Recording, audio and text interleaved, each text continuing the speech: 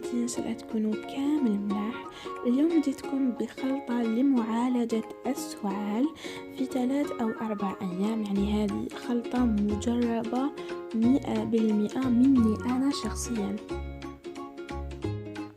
بالنسبة لهذه الخلطة نسحقوا العسل حر، نسحقوا حبة قارص معصورة، واحد 6 حتى 7 سنين ثوم، ونسحقوا زيت حبة السوداء أو حبة البركة.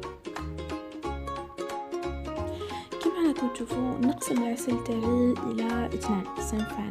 النص الأول نحطوا له واحد 3 مغارف صغار تاع حبة السوداء، والنص الثاني نديروا له 3 ملاعق صغار تاع حبة البركة كما راكم تشوفوا، ونخلط المزيج التالي ملاح.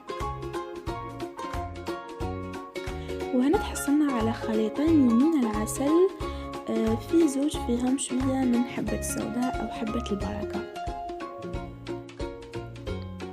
دوكا هنا بالنسبة للخليط الأول نديروا له 6 ولا 7 فصوص تاع توم مرحي، وبالنسبة للخليط الثاني نحطوا له حبة ولا نص حبة تاع قارص على حسب كمية العسل اللي عندكم. وهذا هو الخليط اللي تحصلنا عليه. هنا عندنا شوية عسل، حبة السوداء، ونص حبة قارص كنت عصرتها.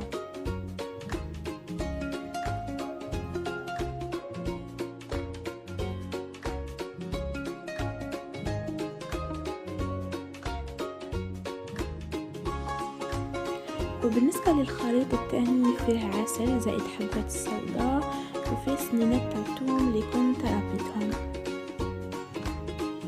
وهذا هو الخليط تاعنا راهو واجد. ودوك نقول لكم طريقة استعمال هذا الخليط. البنات كل اللي يلحقوا هذاك الخليط اللي فيه القارص سخنوا مغرف كبيرة، ضيفوها برك وكلوا مغرف، ومن بعد موراها بساعة ولا 2 سوايع كلوا مغرف صغيرة من هذا الخليط اللي فيه الثوم. وواصلوا بنفس الطريقة حتى يروح لكم السعال. البنات انا كان عندي هذاك السعال الصامت اللي ما يخليني نقدر نهضر، ما يخليني نقدر نرقد، وبهذا الخليط راح لي السعال في مدة 3 أيام. اتمنى هذا الفيديو تكون عجبتكم، ما تنساوش تخلوا لي جيم وابوني للشان تاعي. سلام.